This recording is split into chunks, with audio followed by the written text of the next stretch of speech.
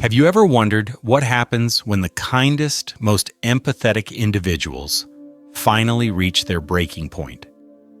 What if the people we assume to be fragile are in fact harboring a form of psychological power that even Carl Jung once described as one of the most terrifying transformations in human nature? This paradox forces us to confront an unsettling question.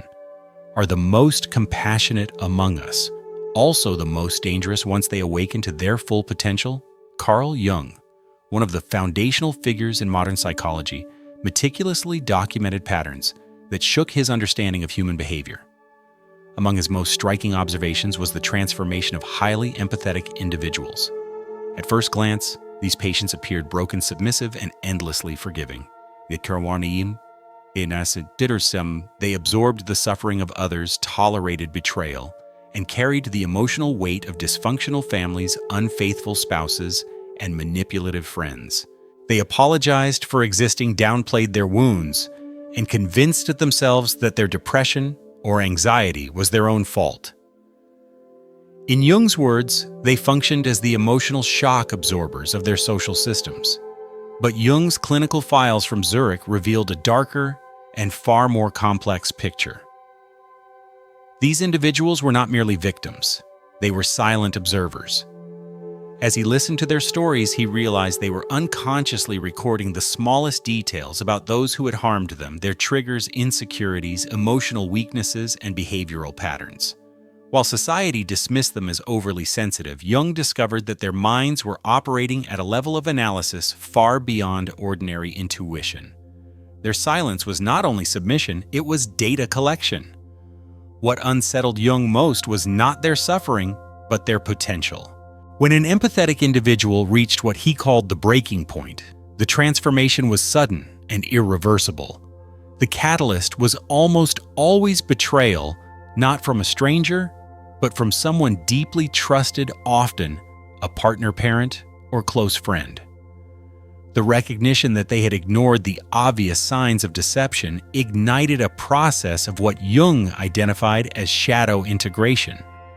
At this moment, empathy stopped functioning as a shield of self-denial and became a weapon of precision. Rather than erupting in anger or chaos, these patients would suddenly shift into a state of unnerving calm.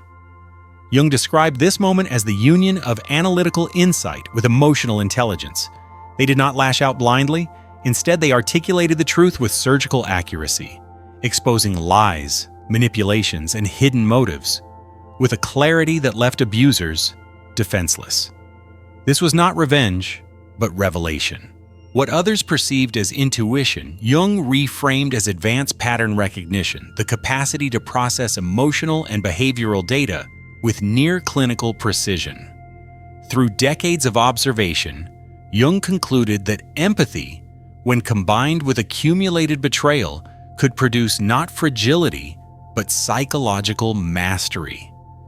These individuals evolved into what he termed psychologically complete beings. They retained their compassion, but now coupled it with discernment, boundaries, and strategic selectivity. Their transformation meant they were no longer susceptible to manipulation. They could not be gaslighted because they trusted their perceptions absolutely. They could not be exploited because they had learned to redirect their empathy only toward those who deserved it. Jung's insight reframes a cultural myth. Empathetic people are not inherently weak. Their so-called fragility is often a waiting state, a reservoir of potential energy. And when they awaken, they become a force not only for personal survival, but also for systemic disruption. Their presence forces families, workplaces, and entire social structures to adapt. Manipulators retreat in discomfort, while genuine individuals feel seen and safe. In Jung's terms, this was not a nervous breakdown, but a revelation, a psychological awakening that marked the birth of what he called the integrated empath. To fully understand why Jung considered this transformation so disturbing, we must examine the mechanics of what actually occurs when an empath reaches their threshold. For years, these individuals had been conditioned to suppress their perceptions, Whenever they pointed out deception, manipulation, or unspoken tension, they were dismissed as too sensitive or overly emotional. As a result, they internalized the belief that their insights were unreliable. But insights do not vanish when ignored. They accumulate. What Jung discovered was that empathy functions as an unconscious archive of human behavior. The empath becomes a living repository of micro-expressions, inconsistencies, and emotional cues that most people overlook. When betrayal becomes undeniable, this archive unlocks.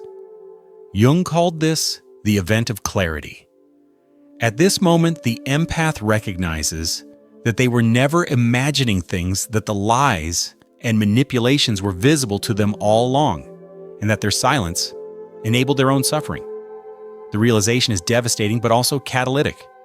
Instead of dissolving into emotional chaos, the empath begins to reorganize their internal world with precision.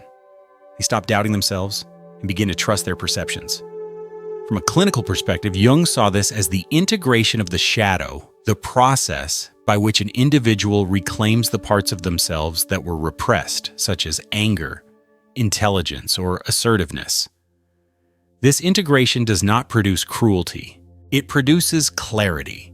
In practice, it meant that patients who had once tolerated abuse suddenly walked away from toxic relationships without negotiation.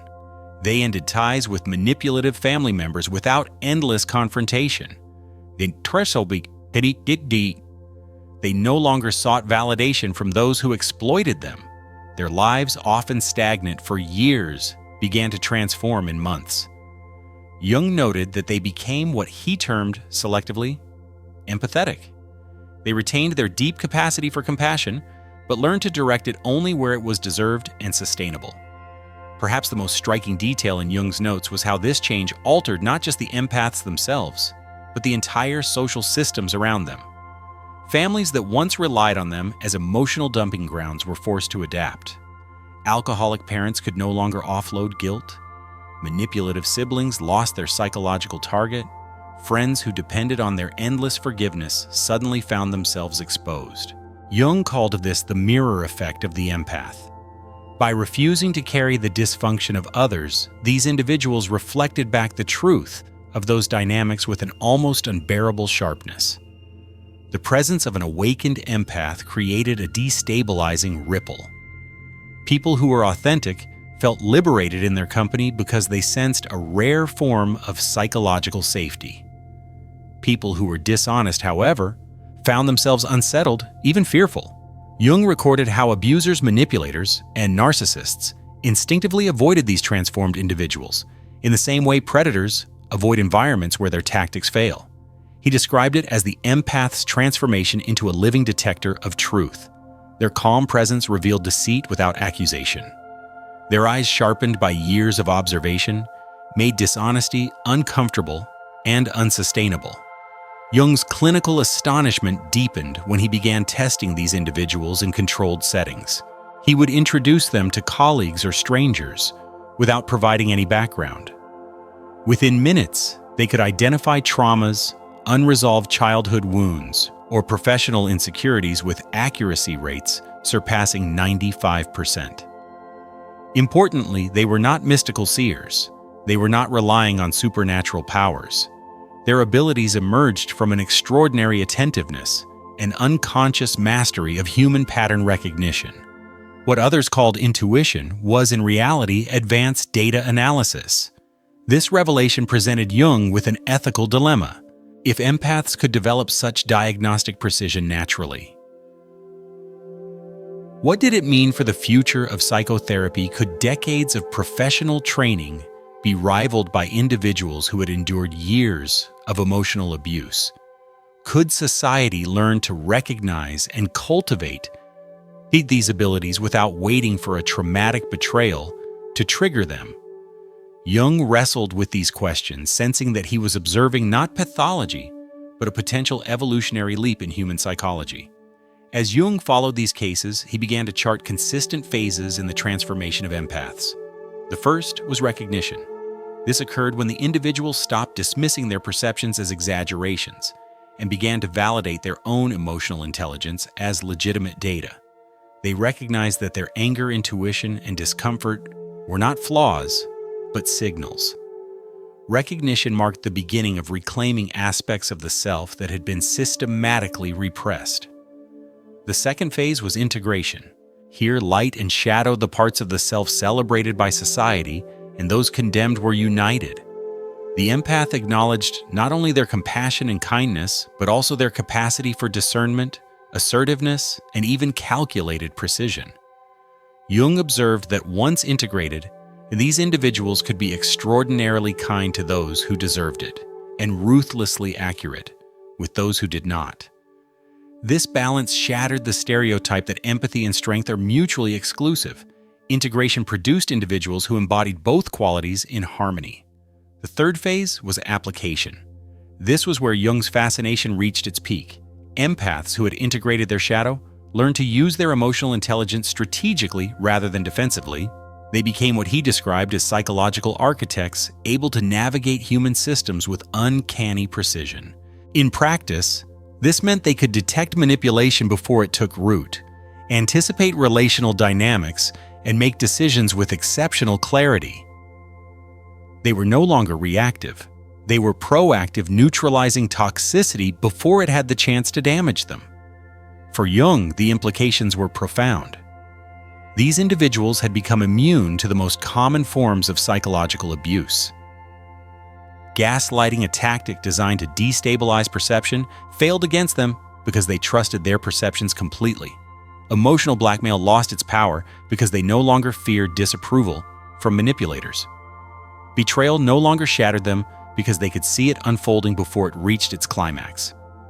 Jung wrote in his notes that he was witnessing not the breakdown of patience, but the emergence of a new category of psychological resilience.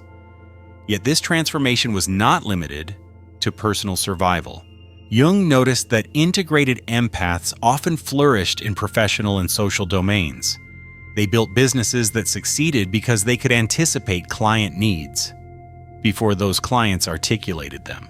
They formed relationships grounded in authenticity, quickly identifying and rejecting emotional predators. Their decision-making sharpened, producing outcomes that seemed almost prophetic to outsiders. Jung was unsettled because he recognized that their capacity for strategic empathy granted them a level of influence that bordered on omnipotence in social contexts. What truly disturbed him, however, was their restraint. These individuals could have weaponized their knowledge.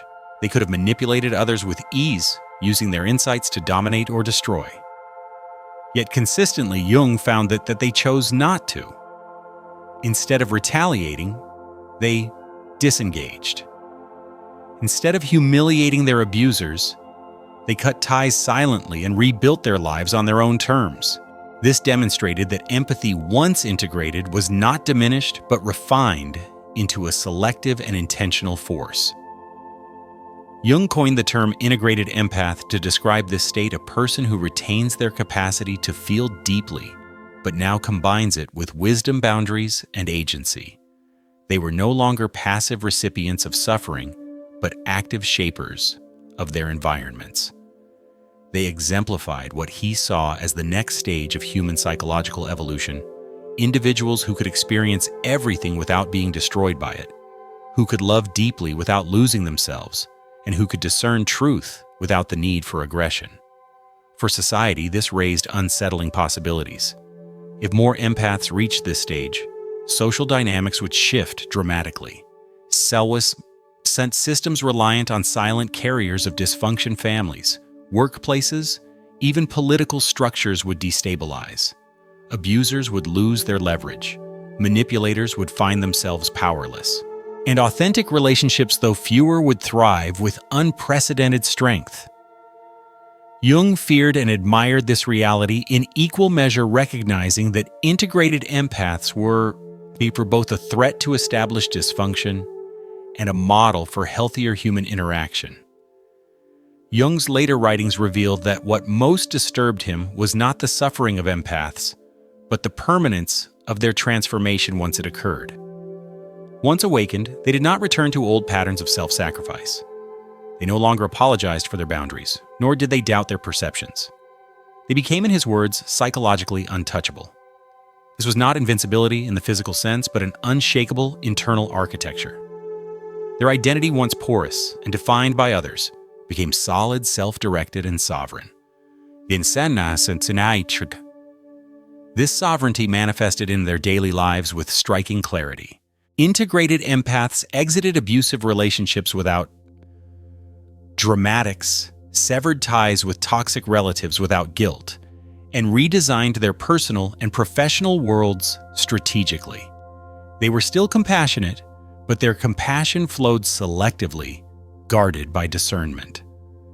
Jung documented how their very presence altered the ecosystems around them.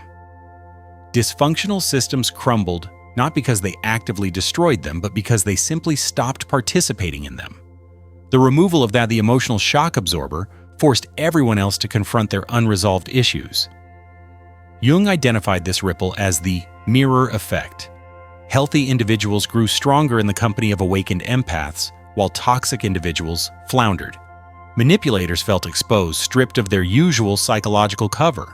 In contrast, people craving authenticity felt safer, sensing that for the first time they were seen without distortion. The empath did not need to confront or accuse. Their silence and clarity alone revealed hidden dynamics. Modern psychology confirms what Jung observed nearly a century ago.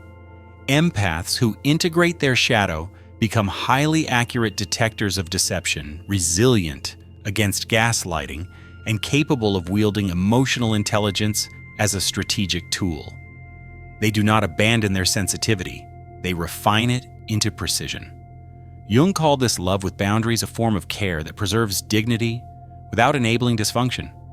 In many ways, it is the antidote to cycles of abuse. Yet Jung also issued a warning. If such power were cultivated without ethical grounding, it could easily become destructive. The same pattern recognition that allows empaths to heal could also be used to manipulate. For this reason, he spoke of the necessity of what he called ethical integration. In his private notes, he emphasized that the true mark of an awakened empath was not their ability to dominate, but their decision not to. Their restraint, he believed, was proof that empathy, once integrated, transcends survival and becomes wisdom. The lesson for us today is clear. Sensitivity is not weakness. It is a latent form of intelligence. Betrayal may act as the catalyst, but transformation is a choice. The empath's journey is not about abandoning compassion, but about learning to wield it consciously with strength and precision. Jung's case studies remind us that the most frightening transformation in human psychology is also the most liberating, the moment when someone stops denying their own perceptions and starts living by them fully. So the question remains, if you are an empath, will you wait for life to break you into awakening, or will you choose to integrate consciously? The most terrifying truth Jung uncovered is also the most empowering one. Once you embrace the full spectrum of who you are, you cannot be broken again.